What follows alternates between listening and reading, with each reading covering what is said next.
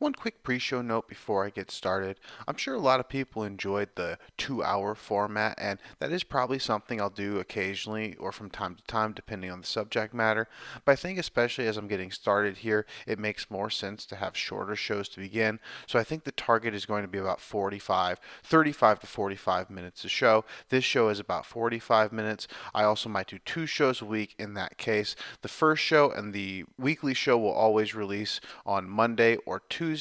If there is a second show, it will be released on Wednesday or Thursday on the Substack. The Reddit and YouTube might be about a day later. Anyway, that's all I have, and let's get into it. Hello, all, and welcome to show 2 of this Dynasty Fantasy Football show. The show is still untitled, and I am still your host, CJ Freel. For those of you who listened to the first show and felt that they got something out of it, or maybe you just gave me another chance, I'm glad to have you here. I'm also glad to have anyone here who's joining for the first time.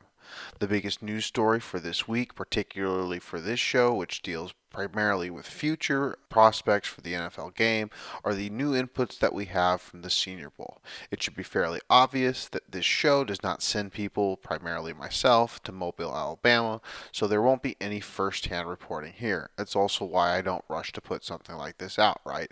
I'm not rushing to beat a lot of the sources that have people there. I'm looking to analyze some of the returns, some of the players that get the most hype, and try to make sense on this end, the analytical side, on if these players deserve the buzz or the pushing that they're going to get.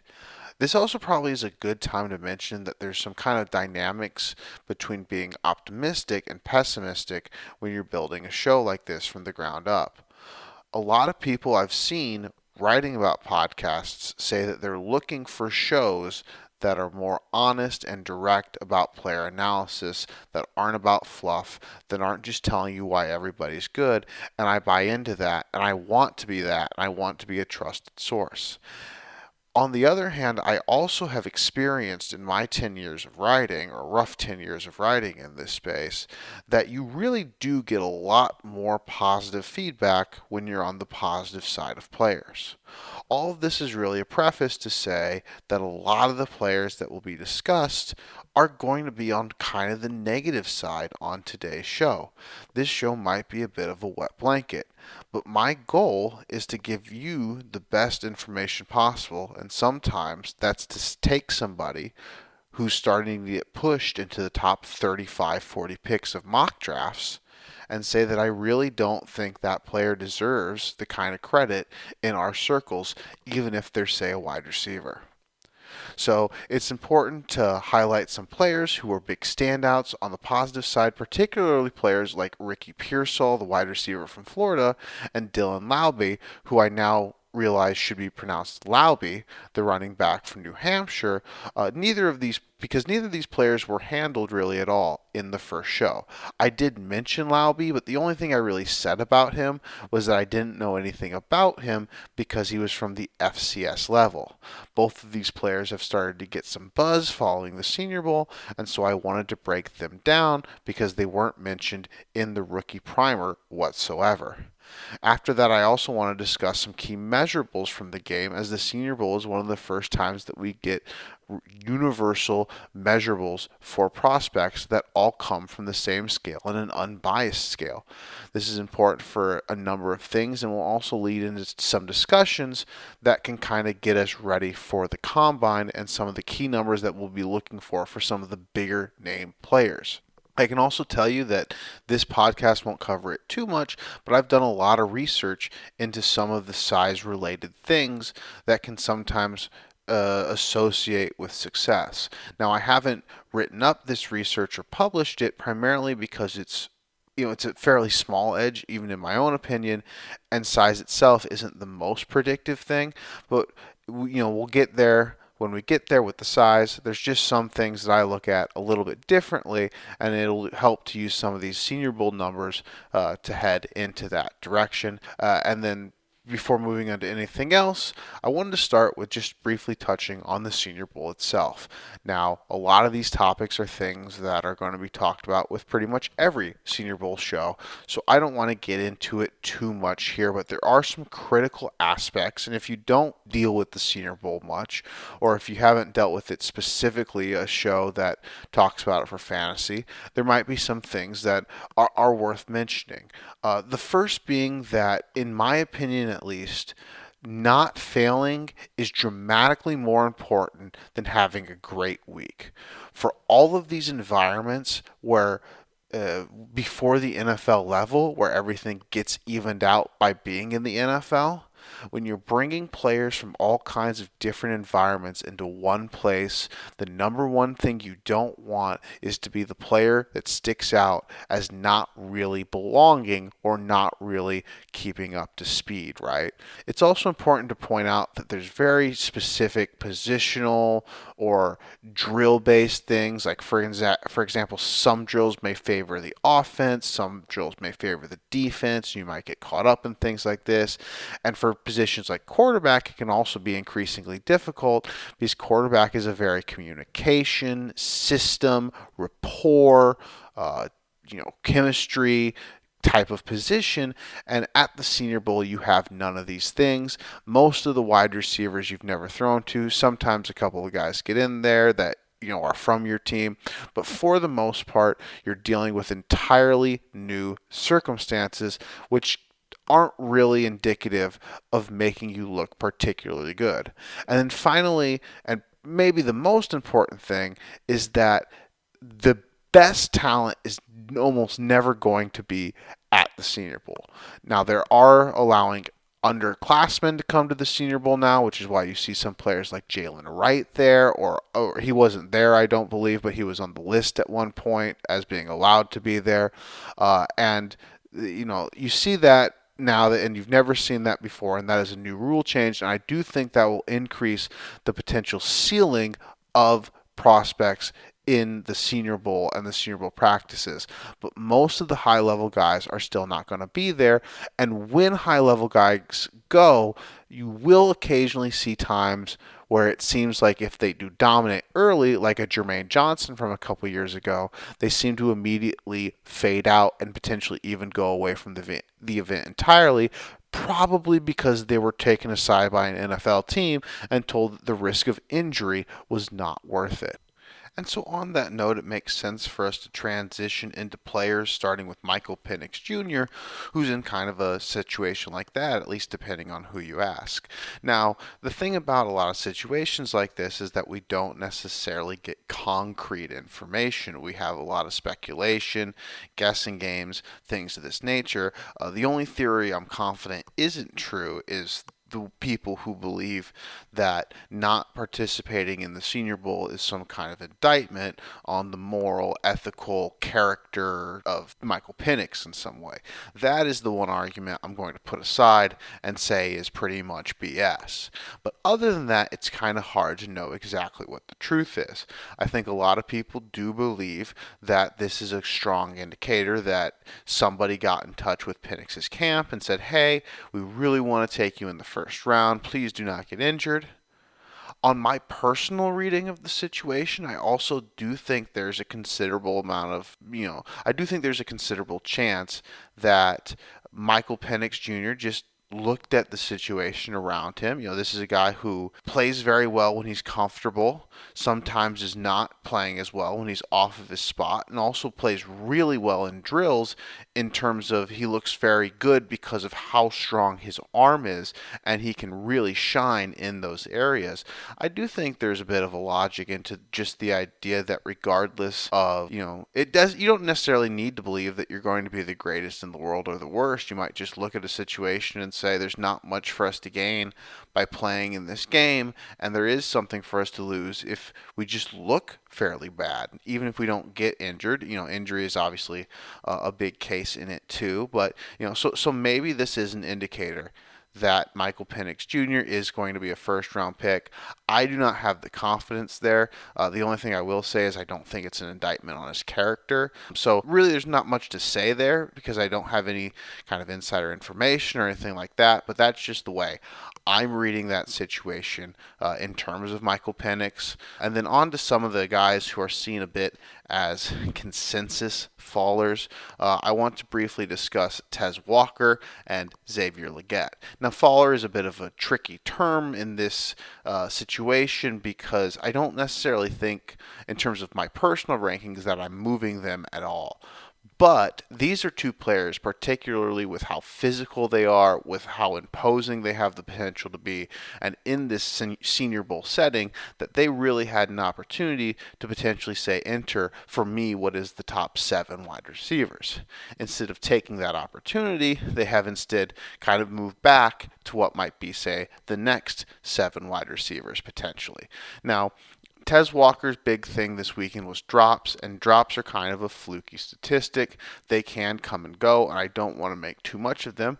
But like I said at the top of the show, my big thing about a lot of these situations, whether it be the Senior Bowl, whether it be the Combine, is when you show up, you just don't want to be the one that sticks out for being bad.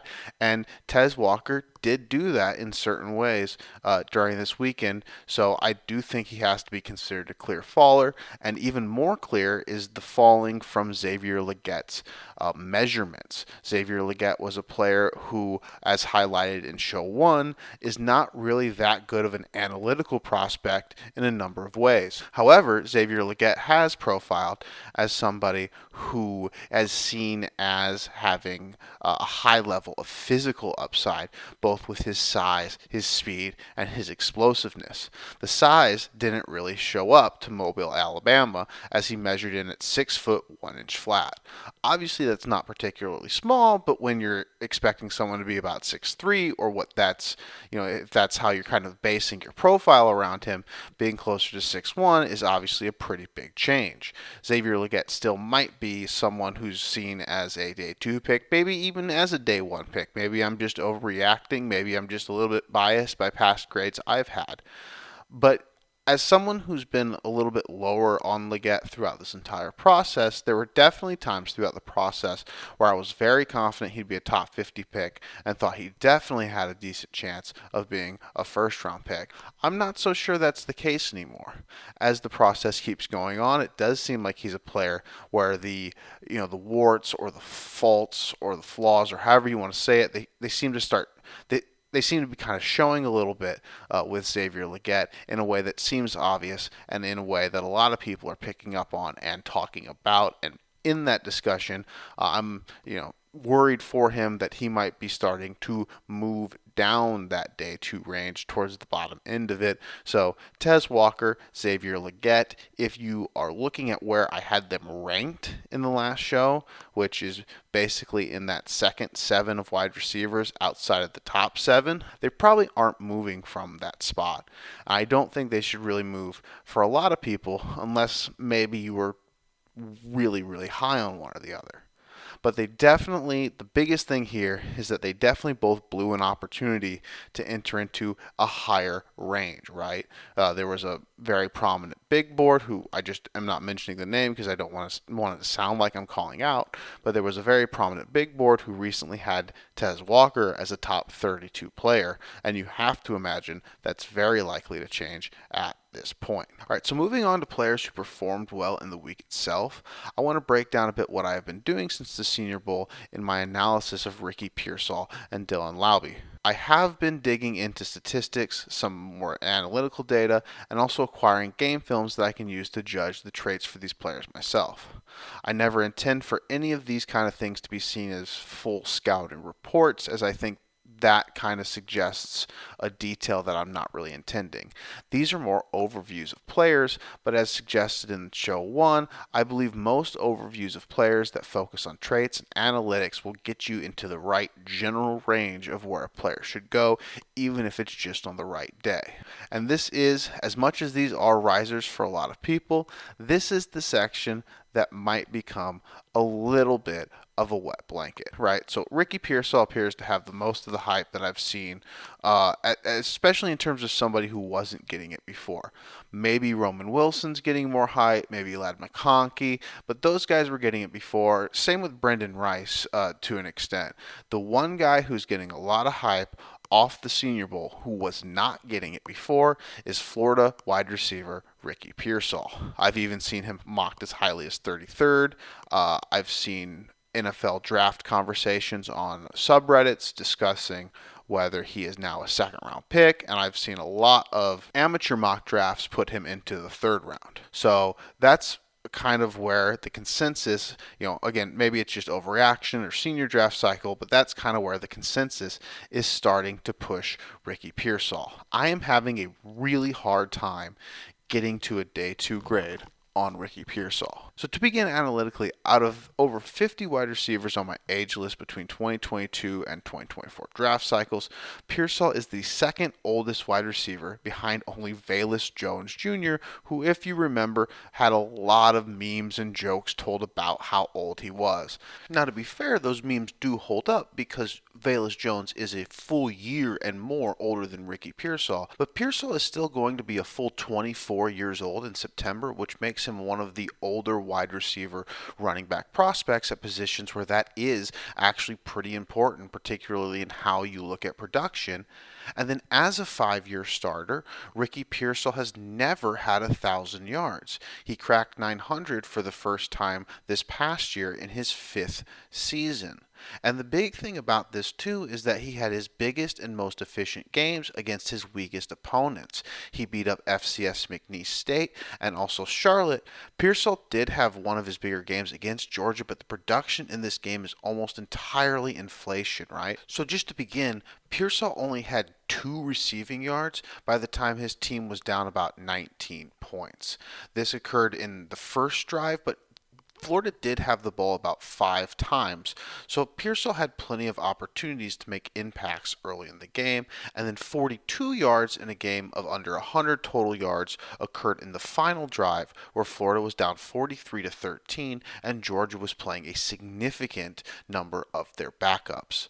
On top of this, a number of the plays in which Pearsall got open and converted yardage or big plays against Georgia were not plays that I would consider translatable from the sense that they had a lot to do with scheme, right? So for example, the biggest example of this is when Ricky Pearsall is lined up almost in line, blocks to start the play. It ends up being a flea flicker, and then he goes into the flat and up in a wheel type route, and it's a big gainer.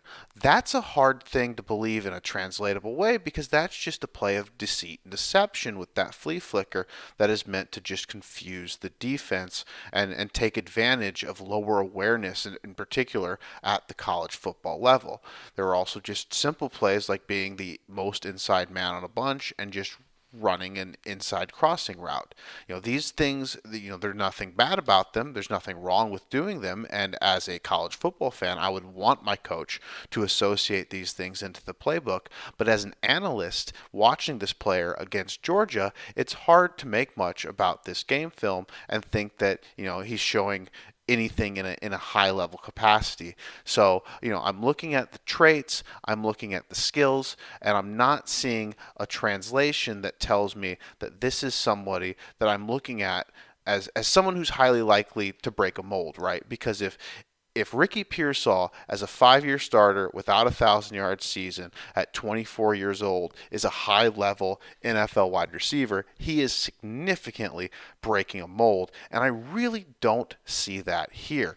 And I think it's also important to point out that it is not a good thing, and it is not a good idea to chase something because you missed something in a previous year. And it feels a little bit like people are looking for a profile that looks like Puka Nacua because they missed Puka Nacua.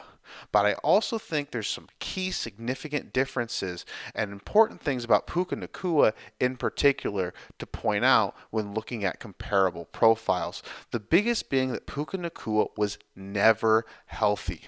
Puka Nacua ran 607 routes this year as a Ram between the regular and postseason. In his career at BYU, between the regular and postseason, he ran 507 routes. That is 100 less routes in 4 years at BYU or between BYU and the school he went to first. 4 years in college where he failed to get as many snaps as he did in just 1 year this year with the Rams. Put that into a contrast, in 5 years of college football, Ricky Pearsall has ran over 1,200 routes, over twice as many as Puka Nacua ran. So we have had exposure to Ricky Pearsall. We've had significant exposure to Ricky Pearsall. And what it tells us is that analytically and in basically anything you look at, he does not line up with the high level day 2 or day 1 level wide receivers of years past. So as much as Ricky Pearsall is an intriguing name, as much as there's a lot of excitement about him, as much as there's people who make more money in this and are smarter at this than I am singing his praises right now, I still believe Ricky Pearsall should very firmly be considered a round 5 or 6 player in the NFL and not a player in round 2 or 3. And I do believe he's the kind of player where even if he gets selected in round 2 or 3, he's probably going to be at the very tail end of all players drafted on the first 2 days on my board. On a slightly more positive note, I am moving Dylan Laube a bit up my board following the Senior Bowl. Laube shows an excellent first step quickness, has great size in terms of BMI, and you can particularly see it in his upper body. He is also very smooth at transitioning from being a ball catcher to a ball carrier. This is the biggest selling point as he is a high volume pass catcher, and this is a running back class that has been a bit devoid of a receiving back. While Central Michigan is not a great program by any means, Laube had almost 300 receiving yards against them in his only game last year against FBS competition. There is a lot to like with Laube, and I believe that he can do a lot for an NFL team. It's also important to reiterate what I said in the show, or on show 1, that running back is the most traits-driven position. So while anything else that you might look at with Dylan Laube might be a little disappointing here or there, it is important to remember that if you believe in that first step, if you believe in that transition, and if you believe in his ability to catch passes, if he's given the right opportunity and role, that is a player that can have a lot of value, particularly in PPR leagues. All of that said, I do think he is a bit more of the classic day 3 priority player than an actual day 2 talent. And so to begin, there's a few things that make me say that, particularly in the analytics and digging through the numbers a bit more, right? So while he is a prolific pass catcher, one of the big numbers I like to look at with running backs that I don't think gets brought up enough with pass catching is just the average depth of target, right? Because if you're getting a lot of passes around the line of scrimmage, that's very valuable for your team, but it doesn't quite show as much. So for guys that I want to see be higher end pass catchers at the next level, I hope that their ADOTs are just a bit further downfield. Donovan Edwards is a great example of this, even though he's not a member of this class because he's going back to Michigan for the 2024 season. The Michigan running back Donovan Edwards might not have a ton of receptions, but he has a ton of downfield receptions compared to to other running backs in his class and in college football the last few years, which is what makes him an intriguing receiving back. I'm a little concerned about the fact that Laube did not do this and did not work down the field, and he also has a couple of things like the second shortest arms of any running back at the Senior Bowl that makes me a little bit concerned that there is some translation problems there. He did see some snaps at the slot, but they were mostly few and far between, and he also had 5 drops this year. I don't want to make too much about drops, but it is just worth noting when you put everything else together that Laube might be a guy who's very good at catching and running, but he might not actually be a good downfield receiver, which is a potentially scary limitation for a guy that you're already projecting as more of a pass-catching running back. And then it's also worth pointing out that I have issues on some level with myself doing this when you're cherry picking games and taking, say, a player's four worst games. But I think there's a logic behind doing it in a case like this when we're talking about the FCS. Because someone like Dylan Laube, someone that you believe can be an NFL running back at the FCS, really shouldn't have games like this, right? So in 4 games, he put up 36 targets, 24 receptions, and 122 yards. 36 targets on 122 yards is very, very bad at any level. And so doing that at a low level, even if you want to say that obviously his situation around him was not NFL caliber because he himself is on an FCS team, at that low of a level of competition, you would expect just something a little bit better than like what 3 yards per target. I mean, those are some very, very poor numbers. And then I haven't talked about age with Laube yet, but he is another player who is very old. Now, Laube is a player I haven't been able to find the actual birth date yet, but he did graduate high school in 2018 because he started with the New Hampshire football team in the fall of 2018. So that means he's probably roughly 24 years old right now, making him one of the one of the oldest running backs both in this class and in the last 3 classes combined. So at this traits driven position, I do want to tie back to the beginning where the positives are about size, quickness, first step, transitioning from ball catcher to ball carrier, but ultimately Laube does not have some of the same indicators that, say, a player like Austin Eckler had, right? Austin Eckler is probably your quintessential comparison that you want to make for a lower level running back because Austin Eckler was a dominant force for his team. But Austin Eckler had he had over 2,000 yards a season, and in some of those seasons he played only 10 games, averaging 200 total yards a game. Laube had 1,400 total yards this year and 18 touchdowns. Very good numbers, but nowhere near the same level. So Dylan Laube is a player that I like. I'm rising up my board, but I don't see, if anybody, I guess what I'm trying to say is if anybody is trying to make Dylan Laube into something like the next Austin Eckler, into somebody who can be a savior for this running back class, who can get into the top 3, top 5 of the running back class, I do not believe he is that kind of player. I do believe he is a player who can be potentially intriguing later in drafts, maybe off waiver wires, or just generally in the right situation as a potential PPR running back. And there are some intriguing tools there, but I definitely don't see the elite high level of a player like Austin Eckler. But again, at a traits driven position, there are some intriguing traits that I can hold on to, and I'm certainly higher on a player like Laube than Ricky Pearsall. I now want to move into a conversation about some of the measurements we've gotten from the Senior Bowl, and particularly want to use some of those measurements as a jumping off point to kind of talk about the NFL Combine, which is actually only a little over 3 weeks away. Now, I don't want to talk about the Combine too much specifically or directly in this specific show. It's just important to keep in mind as we, get to the Combine to think about what kinds of things do matter at least a little bit or can matter in terms of profiling some of these prospects. I also want to say before I do that I just want to thank everyone for joining me and say that the main reason I do this is because I enjoy creating content for others. So I would appreciate doing what you can, meaning, liking and even potentially subscribing to the Substack or the YouTube channel. I know it's a bit disorganized right now in the infancy of the channel, but it is greatly appreciated. So size is such a difficult conversation to have, and on that note of thanking people for their early support for this show, the entire reason that I want to do this show is because having a show like this gives me an opportunity to have longer, nuanced conversations without writing posts that look like new age fantasy novels.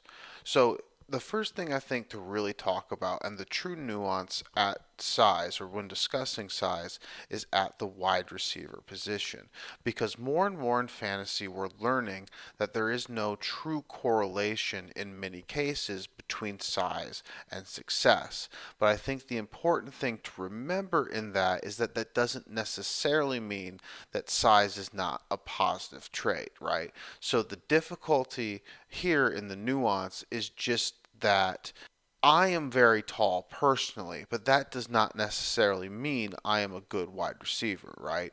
When you're talking about independent variables and things that push things forward, the important ones are going to be things like being able to win with route running or have good hands far more often that are going to determine success from players as independent variables. But that doesn't necessarily mean that size cannot be, for example, a force multiplier or something that can take your abilities, like say in a Marvin Harrison Jr. comparison, how his size takes his abilities as a route runner, his smoothness as a route runner, and maximizes him into somebody who we see as this potentially generational prospect, right? And what makes him such a potential matchup nightmare is how his size works as a multiplier to what he already has. But if Marvin Harrison was just some tall dude, he would not be a good wide receiver, obviously. And then on top of that, it's kind of difficult to talk about a subject where I find it somewhat valuable, but not extremely valuable, but the market doesn't seem to care about it at all, and that is arm length, right? So when it comes to a wide receiver, we talk a lot, or at least a good amount, about height, which is how far the top of their head is off of the ground. But a much more reasonably important thing for a wide receiver is the length of their arms. The length of their arms helps in direct one on one confrontations with cornerbacks, where the cornerback is trying to use their arms to put their hands on your body, to jam you at the line, to have that pressure in the first 5 yards where contact is legal, and the ability to get away from that contact is made much easier or harder, largely based on the size of your arms. Obviously, the way you use the arms are important as well, but it is easier to use a better tool, which would be the longer arm in this case. So again, I don't think arm length is an extremely important variable, but it is one that I don't see other people putting any value in at all. And I have also studied it, particularly when it comes to smaller wide receivers, and I will cover this a bit more in a second podcast, probably later this week, maybe next week, as a follow up to the arm length conversation. But what I have found so far in the data that I have studied so far is that when it comes to smaller wide receivers and hitting at the NFL level, when a smaller wide receiver has a higher percentile of their arm length than their height, as in, say, their 10th percentile height but 20th percentile arm length, that archetype seems to be more successful, generally speaking, at the NFL level. And just to use some examples anecdotally, some of the small wide receivers that you think of the most, like Wes Welker, Steve Smith Sr., and Tyreek Hill, all have arm length percentiles that are far higher than their height percentile. In this past class, we had Zay Flowers, who had very small arms, but he was a first round pick. Whereas a bit later, we had Tank Dell, and Tank Dell is another example of a player who does have a fairly substantial gap between his height and his arm length. Tank Dell's arm length percentile is quite a bit higher. And this also leads me into a conversation about playing outside and playing at high volume. The big thing about arm length into a big profile perspective, taking all this into consideration, is that players who have arm length in the outlier range, say close to 30 inches and basically anything below 30 inches, I have significant concerns about their abilities to play outside, and you basically need them to profile like a Zay Flowers with the elite speed, elite change of direction, elite agility for you to believe that, or at least for me to believe that they can have success at the next level with those shorter arms. Around the 30 to 31 inch range, I do have a little bit more faith in players, but I really want to see those players be a bit more explosive. So, for example, Jalen Waddle is a player that has arm lengths in the 30 to 31 inch range, and his explosiveness, I think, really helps to offset my concerns in how he profiles both back then and today. Once you get over that 31-inch range is when I really start to feel comfortable about a player's ability to be in a high volume role or to be able to play outside.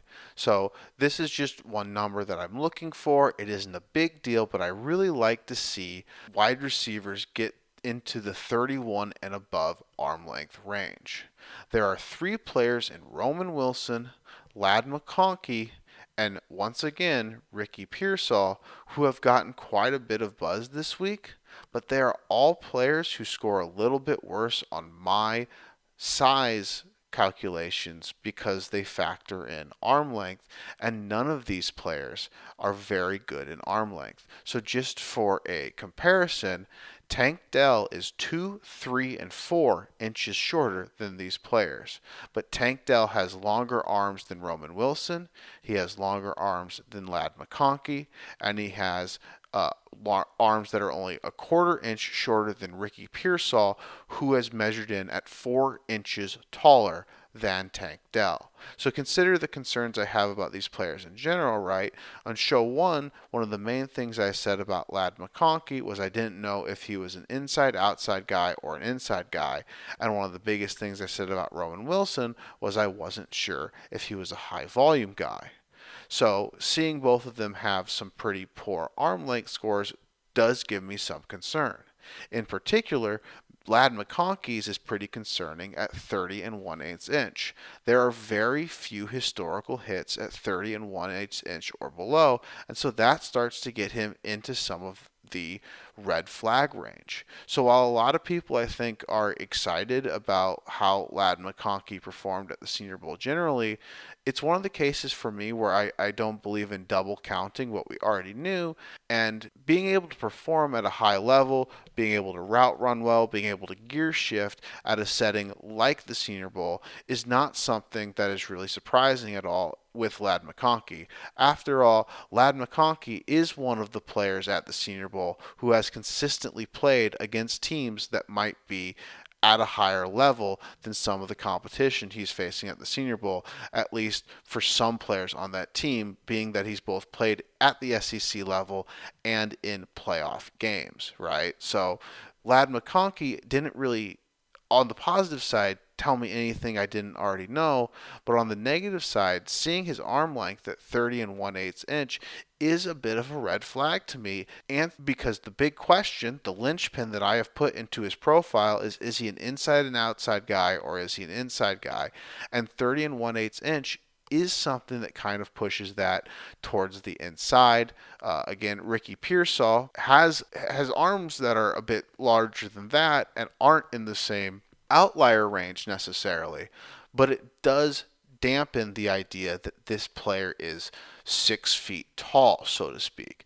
I don't believe he is 6 feet tall the way we typically think about it, because having shorter arms, he does not make the most of a 6 foot tall wide receiver frame, at least as we normally envision it. The one I'm least concerned about in terms of generally is probably Roman Wilson, because I do think I see him as the most explosive of the trio. But Roman Wilson is still a player who, again, going back to show one, my big concern about him was could he hold up into higher volume roles, and I didn't necessarily see that as a translation for him. And so having shorter arms at the 30 and 1/4 inch range is something that also doesn't help to alleviate any of those concerns. So I don't mean to be negative about so many of these players. I do think, as much as I haven't been a huge fan of his, Brendan Rice is a key name of a player who set himself up very well to improve his stock in the Senior Bowl. His measurables were great. A lot of people liked a lot of the things he did on tape or throughout the practice week. But at the end of the day, there are just a lot of things that I was looking for to learn in the Senior Bowl, and frankly, just a lot of them did not go the way I would have hoped. A lot of the measurables were not what I was hoping to see. A lot of the players who I believed were at a fringe of some measurable or another ended up being a bit worse than I expected. And when it comes to some of the players who are getting the most hype, I don't necessarily know if they are profiles I love. So, that is all I have for the wet blanket edition of the Senior Bowl coverage. And so to wrap up the show here, I have gone back through and listened once more, and that is probably going to be the typical pattern here. I'm going to try to record the initial show in as few sittings and cuts as possible, and then try to wrap it up and add a bit of a postscript after listening through. There are no major corrections this week, though if you're someone who is a bit more numbers minded, when I brought up Dylan Laube's importance of the A dot and never actually mentioned the A dot, that might have irritated you a bit, which his A dot, his average depth of target in his 6th-year senior season was 1.8.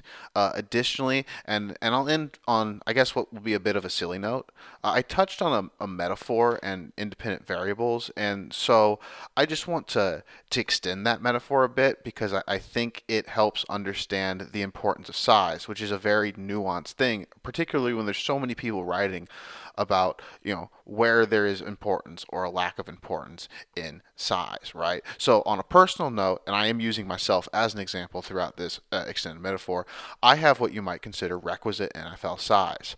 I'm about 6'1" flat, I am a bit broad, and I do have long arms. Let's just pretend I'm in a bit better shape than I am right now. If I woke up tomorrow at perfectly or ideal or elite NFL height, arm length, weight, whatever measurement you want to throw out there, I am not going to even believe that I can show up at the Senior Bowl and think that because I'm 6'5" now, as opposed to 6'1", that I will be able to have any kind of different success than I would have today, which is none at all.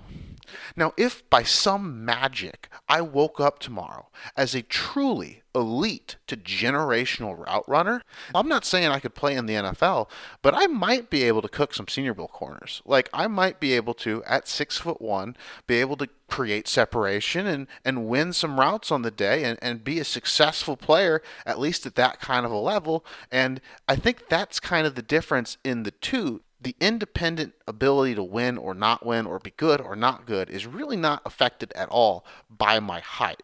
Other things independently drive my abilities or lack of abilities in this space, primarily more technical, skill-based things. And that's why as more independent variables, those are going to show stronger relationships, stronger correlations, and all kinds of things like this. To put it in maybe one more example that might be a bit more straightforward, if you're doing a schoolyard football pick between two players, and I don't tell you anything about the two players, right?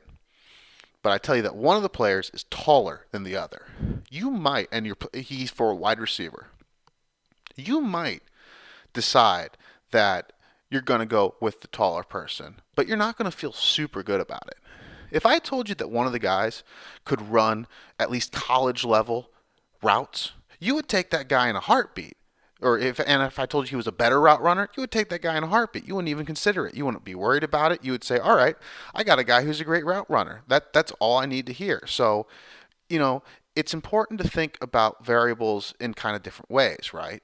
Height, size, length, these things don't drive the abilities of a player, of a wide receiver in particular, but particularly when you're doing what I'm doing, and what a lot of people in this space are doing, which is projecting people from a far way out, right? I mean, I already have a top 40 list for 2025. It's important to look at these things because they do help, and they are individually important in a sense that they help to put profiles into perspective for the same reason that, redefining Xavier Legette's profile at 6'1" is a negative. So that is why I think you can have this nuanced situation where you both don't believe height, weight, speed, arm length are the most important things individually, but can also understand from a profile perspective how they lead to success. And that is all I have for today. I will at least be discussing my findings on arm length historically in regards to smaller wide receivers in the next show. That's either going to be later this week or early next week. It kind of depends on how much I feel like I'm going to be able to talk about because there's not many new things coming out. If I feel like I'm able to talk about a lot, I'll have a show later in the week and around this time next week.